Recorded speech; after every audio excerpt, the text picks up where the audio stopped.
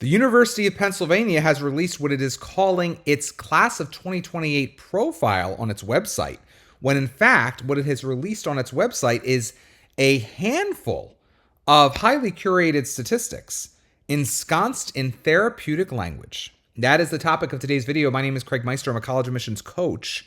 You can learn more about me and how you can work with me one-on-one throughout the entire college admissions process on my website, which is collegemeister.com. And if you're interested in learning about whether or not you are or your student is on track for selective college admission in the United States of America, visit areyouontracktogetin.com. Again, that's areyouontracktogetin.com, at which you will complete a free 3-minute assessment. Your results will be emailed to you right away, and they will help you clarify whether or not you are or your student is on track for selective college admission in the United States of America. This quote-unquote incoming class profile starts out as follows. It's impossible to truly quantify the diversity and vibrancy of our community in numbers. The below percentages in no way translate into your individual chances of being admitted to Penn. We are, above all, interested in who you are and the many things that make you unique, something these high-level statistics could never capture. Each year, we are thrilled to welcome a new cohort of highly talented Quakers to Penn.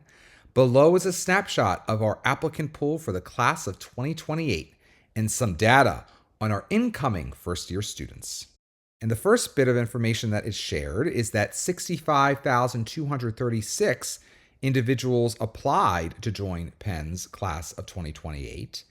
51% of the class of 2028 was admitted through early decision. That number is a slight bit higher than the comparable number for the class of 2027, when only 49.8% of members of the class of 2027 were admitted through early decision. And overall, 2,396 students enrolled in Penn's class of 2028. Penn then shares that of the individuals who enrolled in the class of 2028, the average ACT scores of those who self-reported were 34 to 36.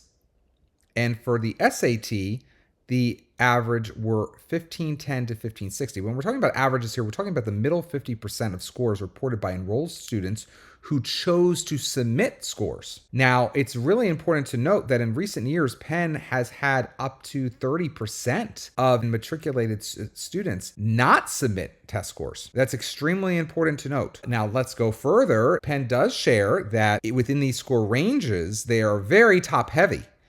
1,500 to 1,600 on the SAT was the score for 88% of those individuals in the incoming class who submitted SAT scores. 1,400 to 1,490 was the score of only 11% of those in the incoming class who chose to submit test scores. And 1% had 1,300 to 1,390, and less than 1% had a 1,290 and below. What's so sad, of course, is that considering that Penn is probably accepting, again, generously 20%, but most likely closer to 30% of students via test optional, there are students who submitted a 1,280 or 1,290 or 1,310 to Penn who are not getting into Penn. Or what about the student who earned a 1,470 and submitted his or her scores and got rejected from Penn? But then there are other students who submitted no test scores who actually earned an 1,190 or earned an 1,150, and they are getting into Penn. And that, my friend, is what I call a travesty. 35 to 36, 71% of those students who submitted ACT scores had between a 35 and 36. 26% of those who submitted ACT scores and got in had between a 32 and 35. And only 3% of those who submitted ACT scores and got in had between a 29 and 31. But what about the kid who had a 28, submitted that score and did not get in? What about the kid who submitted no ACT scores or SAT scores and only earned a 26 and did get in? Again, a travesty, a complete travesty, also known in a different language as a shanda. All right, let's keep going. 92 nations have been accepted into the class of 2028 at Penn. 92 nations represented. 15% of Penn's class of 2028 is made up of students with home addresses outside of the United States. 47 states are represented. I'd love to know the 3 states that are not. And 149 incoming students are from Philadelphia. That's a whole 6% of Penn's class of 2028. Diving deeper, 19% of Penn's class of 2028 are first generation to college students. 57% identify as students of color. That number was exactly the same for the class of 2027. 23% are from races and ethnicities historically underrepresented in higher education. That number was 25% for the class of 2027. 53% identify as female.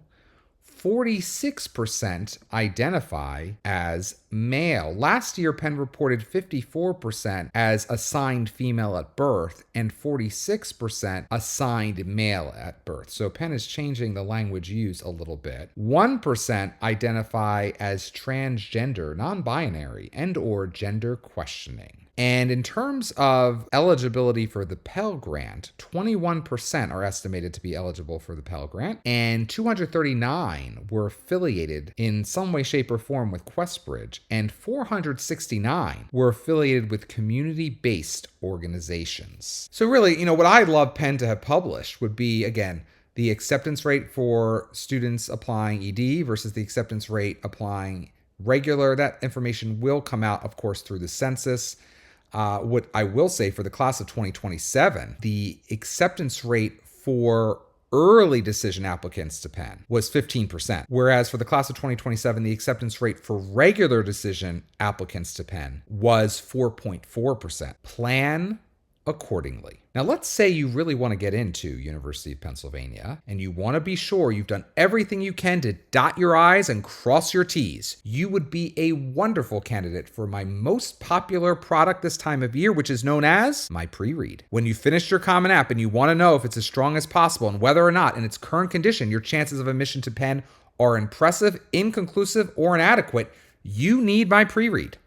Getting my pre-read now means having me review your entire application to Penn, just like an admissions officer or admissions committee at Penn will review it later, and receiving by email no later than the time you reserve at mypreread.com a comprehensive report highlighting what's working and what's not on your full Common App and your Penn Common App supplement. If you've yet to submit your Common App to Penn, my pre-read may motivate you to make adjustments to it before your deadline. If you've already submitted your Common App to Penn, my pre-read will prepare you for what I deem to be your likely admissions outcome at the University of Pennsylvania, which just so happens to be my alma mater. To purchase my pre-read now, go to mypreread.com. Again, that's mypreread.com.